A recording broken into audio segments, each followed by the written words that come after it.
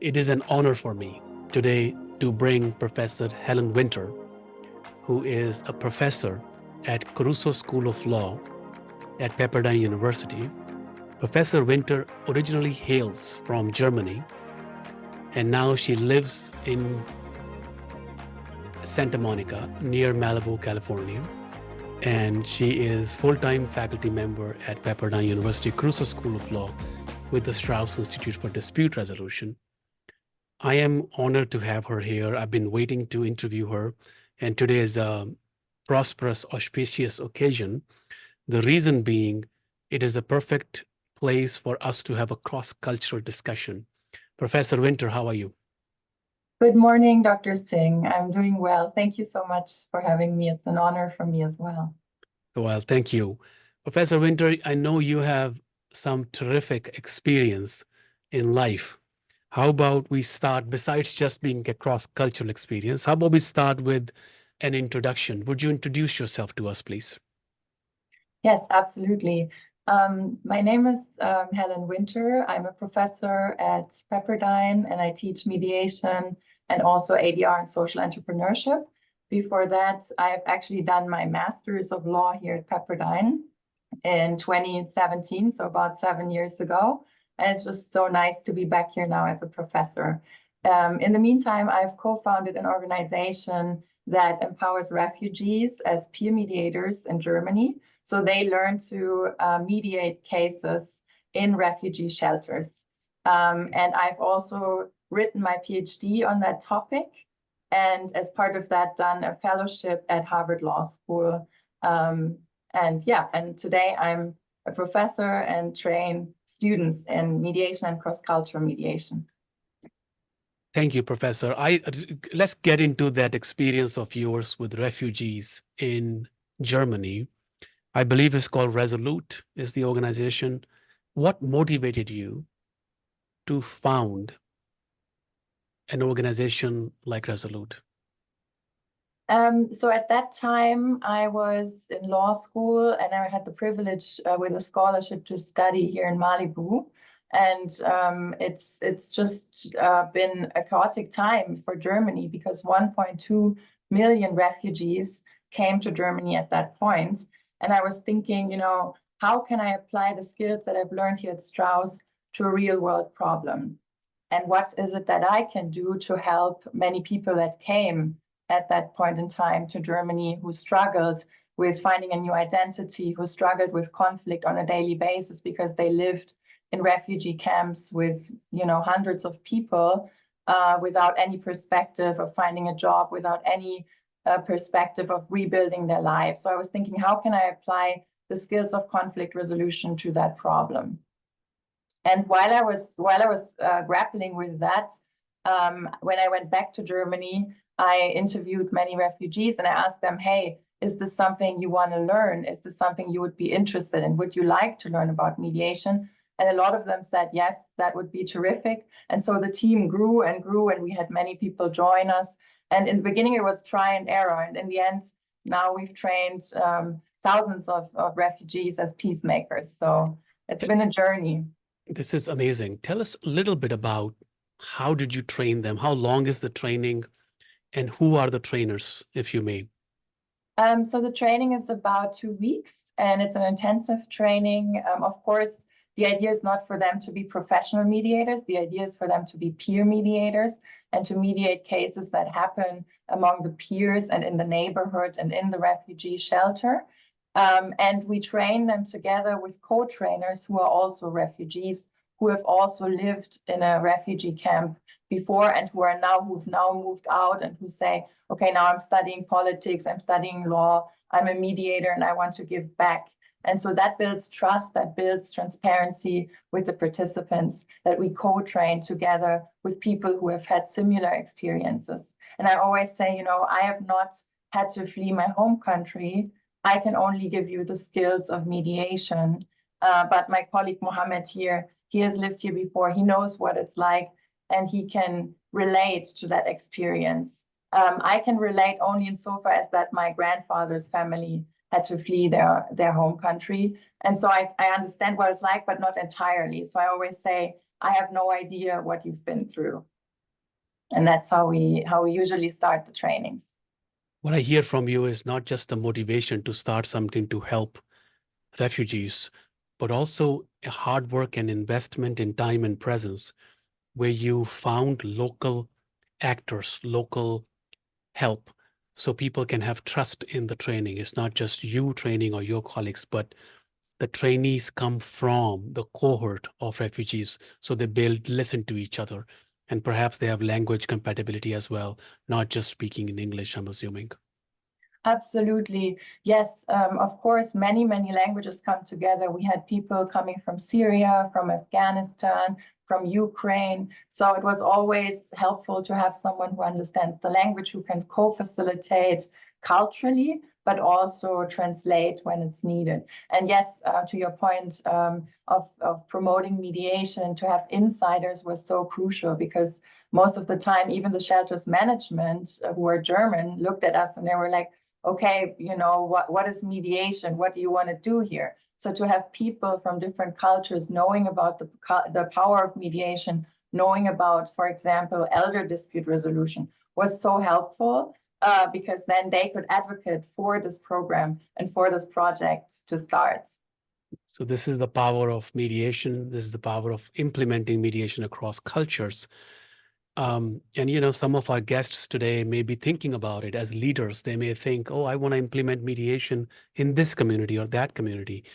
But there may be some challenges. There must be some difficult times you must have gone through, I'm assuming. Yes. And could you share one or two of them, and how did you overcome them?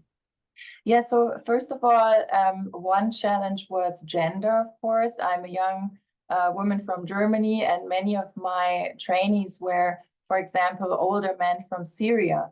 And I remember quite well that once we gave a training and we were almost at the end, everybody was happy and excited to get their certificate and to celebrate. And one of the participants stood up and said, honestly, I think a mediator has to be male and has to have lots of life experience. It has to be a teacher of some sort, right? And in that moment, thankfully, translation was a little bit delayed, because I was, you know, trying to hold my temper in that moment. And I was going to talk about, okay, what about education? What about this or that in German culture? But you know, and then I thought, well, everybody comes as who they are. Who are we to change mindsets? And in the end, that very same gentleman was actually the one who was the most active promoting peer mediation in the community at the local summer festival. He was handing out flyers, and he was asked a question by somebody else. And then in that moment, he said, oh, I don't know the answer. You have to ask Helen. She's the boss. And so that very same gentleman made the transition of later referring to me as the boss, which was such a funny and beautiful experience. By just letting people be, and by just showing up every day again and again and again, and working with these different biases that we might have. You know, today we are speaking with the chief justices of several different countries from Africa, and I can easily imagine that many of them, especially the lady chief justices, must have faced some of the same troubles or issues or judgments or biases as they were struggling in a society that has been traditionally male dominated. What a great example. Any other challenge that you would like to share before I go on to a very, very important question? Yes, yes. And by the way, it's an honor to speak to these chief justices today, and I would be happy to also hear from you later. One other example was that, interestingly, for example, the Syrian participants didn't want to bring their wives to the training, but the Afghan trainees wanted to bring their wives.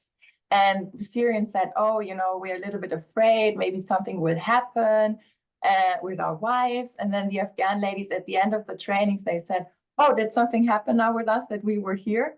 And nothing, of course, had happened. So there was always these situations where you just have to work with it. And of course, it was challenging, because sometimes when you say, okay, the training will start at 5 p.m., really it started at 6 p.m. So having that flexibility to know that we're working with different cultures and everybody is different. That was sort of the key. That was sort of what we had to experience with. And then even with the Germans, you know, some of them were afraid to join the training. Some of them said, okay, I've never been to a refugee community before. What about the other side? It's unfamiliar. So getting those people to the table was a challenge. Getting those who needed to be there to come in the first place was a challenge. But once they've been there, they brought other people who joined in. So it was an organic way of try and error, so to speak. We never really knew what to expect. We had to be very open-minded. You know, Professor Winter, I grew up in India, as you know, and I'm a practitioner Sikh, but many of my friends are from another faith, Hindus, Hinduism, and Hindu texts, especially there is a beautiful text titled Asrama. Asrama is a system of stages in life, and they discussed 4 asramas as a student, brahmacharya, when you are there to learn in the initial stages of life. And then you have a stage which is householder stage, or grastha. Grastha is you're focused on your house. From student, you focus on your family, your house. Then you go to vanaprastha, which is you are more of an explorer, a forest walker, explorer of life. Who are you? What's your meaning of life? And then comes the sannyasa, the one who renunciates, leaves, gives everything up. And that kind of influences my next question, which is, I don't know if it's quick for me, but I'm reaching this stage where I want to give back to society. I've you know, had made my own humble contributions, but I am both in terms of time, commitment, presence, intellectual presence, but also money. Wherever we can, we should give back and promote other people. I'm thinking, as you're answering, that your work with Resolute is so amazing, so terrific, and we have so much to learn from you. Resolute must have given something back to you. This work with refugees cannot go without the gift. Would you please be vulnerable and share with us, what did you gain personally, or perhaps professionally as well, from your work with these amazing refugees in Germany? Yes, that's such a powerful question. And I think what you mentioned, it goes back to meaning and understanding, you know, why we're here in this earth in the first place, and giving back.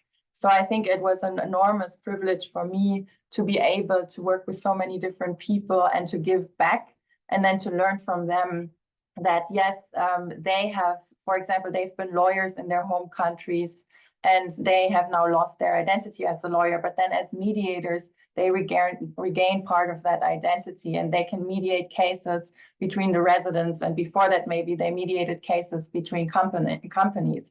And to learn that, you know, I had a small role in that, I played a small part in that, is such a powerful experience that leads me back to Viktor Frankl, who talked about the 3 ways of meaning in life. You can gain meaning through work, doing a meaningful job, through love, and through suffering and adapting to suffering. And I think giving back meaning in a small way to people who have lost so much gives me so much meaning, just by helping others and by giving back. You know what I mean? So I feel like it has absolutely given me so much purpose in my life. And I'm very privileged and humbled and thankful that I got to do this work. Last question. Thank you, Professor Winter, for a great answer. We are discussing cross-cultural tips. And today I've had the honor to speaking to these amazing Chief Justices on culture. You must have 1 or 2 or 3 tips. It was an honor to have you once in my life as a student and now as a colleague. I'm proud of you. But what would be your cross-cultural ideas or wisdom or pointers that we can take away? Yes, and thank you for that question. Of course, I learned a lot from you in the cross-cultural class. And I think the most important takeaway would be to approach everyone with a mindset that you are a learner and that you, in fact, don't know anything. about the other culture, and that everything that you learn, you stay open to, and you show humility to what is happening in the room. And if you are making a mistake, for example, you admit that and you say, I'm sorry, I didn't know that. And you stay curious.